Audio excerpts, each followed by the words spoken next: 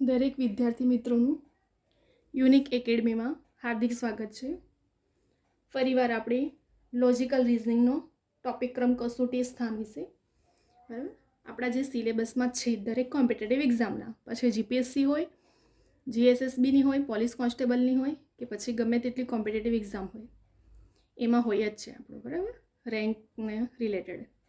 તો હવે આપણે કેવા ક્વેશ્ચનો પૂછાય છે લાસ્ટ યરમાં દરેક કોમ્પિટેટિવ એક્ઝામમાં, આવનારી એક્ઝામમાં કેવા મેથડથી પૂછાઈ શકે છે અને એને 100 ટ્રીકમાં કેવી રીતે ગણી શકાય.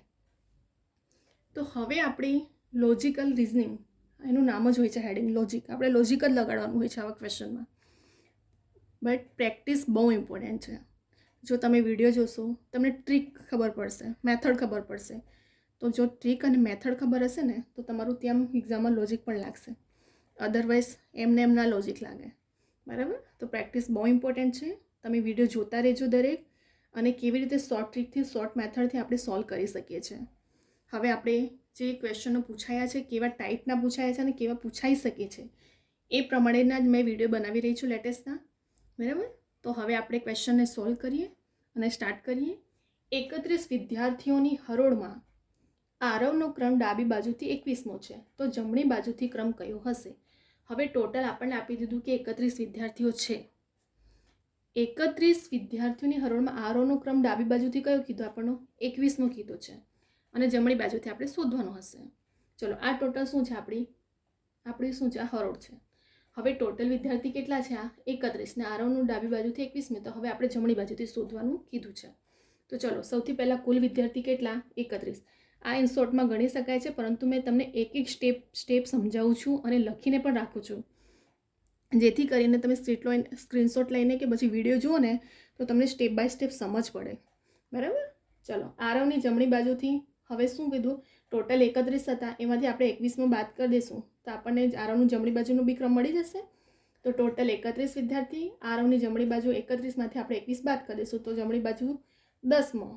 હવે આરવની જમણી બાજુથી ક્રમ, આરવ પોતે પણ તો હશે ને, આ તો 10 એના જમણી બાજુ છે તે, તો આરવને જમણી બાજુથી ક્રમ 10 + 1 પોતે, એટલે ટોટલ 11 આન્સર આપણો આવી ગયો.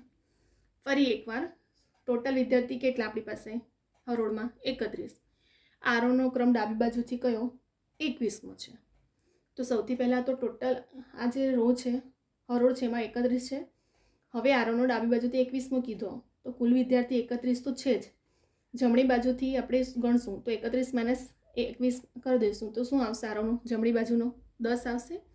હવે આરવ પોતે પણ તો હશે ને, તો જમણી બાજુથી 10 જેટલી મળી આપણને સંખ્યા, એમાંથી 1 એડ કરી દો એટલે 11 આપણો શું હશે? આરવનો જમણી બાજુનો ક્રમ. આન્સર આપણો આવી ગયો ફર્સ્ટ ક્વેશ્ચન.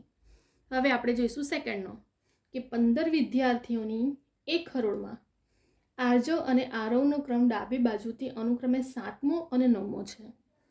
હવે શું કહે છે અહીં કે 15 વિદ્યાર્થીઓની એક હરોળમાં આરજવ અને આરવનો ક્રમ ડાબી બાજુથી અનુક્રમે 7મો છે અને 9મો છે, તો જમણી બાજુથી બંનેનો ક્રમ કયો?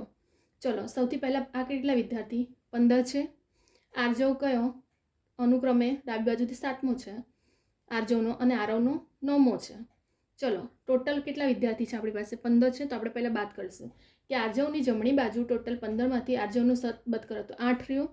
સેમ આવી રીતે હવે આરજવનું 8 જમણી બાજુ, આરજવ પણ પોતે હશે ને, તો 8 + 1 એટલે 9મો થયો એનો ક્રમ.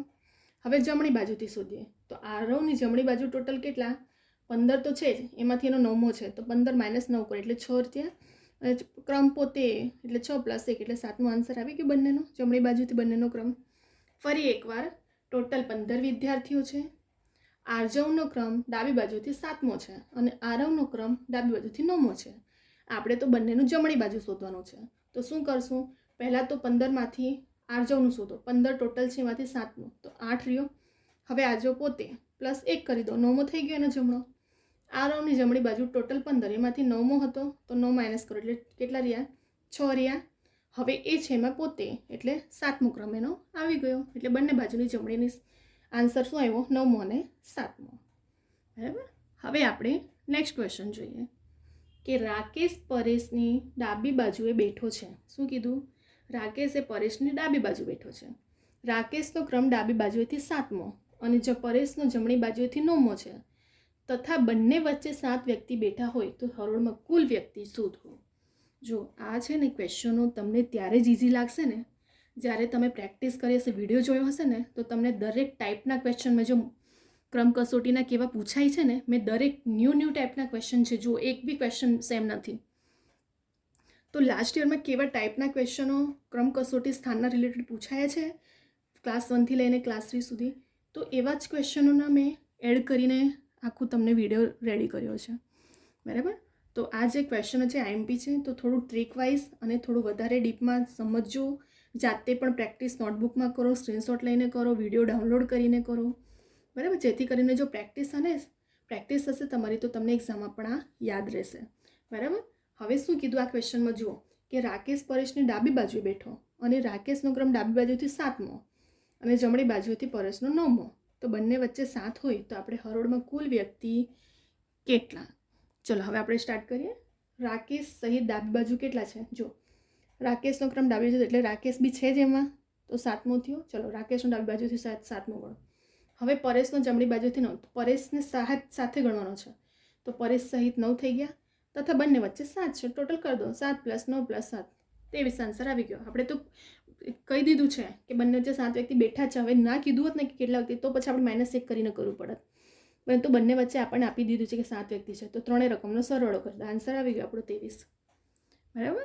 ફરી એકવાર ડાબી બાજુએ બેઠો છે કોણ? રાકેશ પરેશને. જો છે મેં અહીંયા લખ્યું છે, રો બનાવ્યું છે. પરેશની ડાબી બાજુએ રાકેશ 7મો અને પરેશ 9મો છે. હવે રાકેશ સહિત તો 7મો છે જ, જમણી બાજુથી 9મો છે પરેશનો. હવે કંઈ પણ દીધું છે કે બંને વચ્ચે 7 છે, તો ટોટલ હવે 3ના કરી લઈશું તો મળી જશે આપણને આન્સર 7 + 9 + 23, એટલે 7 + 9 + 7 23 આન્સર આવી ગયો આપણો. તો લોજિકલ રિઝનિંગના ક્રમ કસોટીના રિલેટેડ દરેક ટાઈપના ક્વેશ્ચનો છે અને આવા જ ક્વેશ્ચનો પૂછાય છે. આના બહારના નથી પૂછાવાના. ફક્ત તમારી પ્રેક્ટિસ બહુ મેટર કરે છે લોજિકલ રિઝનિંગમાં. અને મેથડ ખબર હોય ને તો વધારે ઇઝી પડે. શોર્ટ ટ્રિકમાં કેવી રીતે કરી શકાય છે. બરાબર.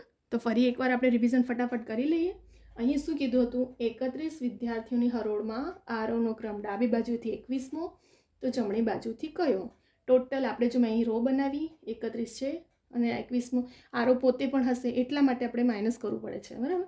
તો આરો જમણી બાજુથી 31મો અને 21 એટલે 10 રહ્યો, અને આરો પોતે તો 10 + 1 એટલે 11 આન્સર મળી ગયા આપણને. એવી જ રીતે સેકન્ડ ક્વેશ્ચનમાં કે 15 વિદ્યાર્થીની એક હરોળમાં આરજવ અને આરોનો ક્રમ 7મો અને 9મો, તો જમણી બાજુથી બંનેનો ક્રમ કયો? ટોટલ કેટલા? 15. આરજવની જમણી બાજુથી 15 - 7 કરો તો 8 મળ્યો, અને પોતેમાં ક્રમમાં સહિત 8 + 1 9 આવી જશે. એવી જ રીતે આરોનો જમણી બાજુથી 15 - 9 કરો તો 6 રહ્યા, અને પોતે એટલે +1 કરો તો 7મો આવી ગયા આપણો આન્સર. બંનેનો જમણી બાજુથી 9મો અને 7મો ક્રમ. એવી જ રીતે ત્રીજા ક્વેશ્ચનમાં કે રાકેશ પરેશની ડાબી બાજુએ છે અને પરેશ જમણી બાજુએ, તે 7મો 9મો ક્રમ આપી દીધું છે અને આપણને કંઈ પણ દીધું છે કે બંને વચ્ચે 7 છે, તો પછી એને સહિત જ આપી દીધું છે, તો પછી આપણે માઇનસ કરવાની જરૂર જ નથી. તો ડાબી બાજુથી 7મો, પરેશનો 9મો અને બંને વચ્ચે કુલ 7, ટોટલ 23 આપણો આન્સર આવી ગયો. બરાબર. તો વિદ્યાર્થી મિત્રો, તમે આનો સ્ક્રીનશોટ પણ લઈ શકો છો અને વિડીયો ડાઉનલોડ કરીને કે પછી તમે જાતે પણ જે નોટબુક બનાવો છે એમાં લખો અને પ્રેક્ટિસ કરો, અને જેથી કરીને એક્ઝામના ટાઈમે ફક્ત રિવિઝન કરવાનું રહી જાય તમારા માટે. રિવિઝન ઇમ્પોર્ટન્ટ છે એટલા માટે.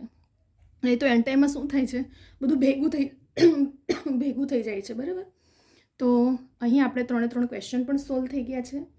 આ જેવા ટાઈપના ક્વેશ્ચનો ઘડીએ પૂછાય છે, અને મેં એવા જ ટાઈપના દરેક ક્વેશ્ચન ન્યૂ મેથડના પૂછાયા છે તે તમારા માટે સ્પેશિયલ વિડીયો બનાવ્યા છે. દરેક કોમ્પિટિટિવ એક્ઝામમાં યુઝફુલ છે આવનારી દરેક, અને તમે સ્ક્રીનશોટ લઈ શકો છો જે રીતે મેં કીધું. તો અહીં આપણે 3 ક્વેશ્ચન પણ સોલ્વ થયા છે ક્રમ કસોટીના સ્થાનના. હવે આપણે નેક્સ્ટ વિડીયો લઈને આવશું આવા જ લોજિકલ રિઝનિંગના. જો વિદ્યાર્થી મિત્રો તમને ગમે છે આ વિડીયો, ટ્રીક ગમે છે મારી, તો લાઇક કરો, કમેન્ટ કરો, સબસ્ક્રાઈબ કરો. બરાબર. ઘણા સ્ટુડન્ટો જોઈ છે પણ લાઇક કરવાનું ભૂલી જાય છે, કમેન્ટ કરવાનું ભૂલી જાય છે. બરાબર.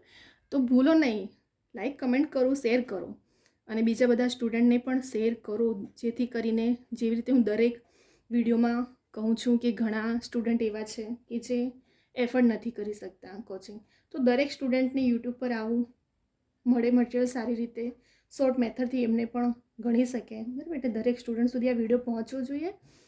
અને અહીં આપણે વિડીયોને સ્ટોપ કરીએ છીએ. હવે આપણે એવા નેક્સ્ટ વિડીયો બીજા બધા પણ ઘણા લોજિકલ રિઝનિંગના ટોપિક હું લઈને આવીશ. બરાબર.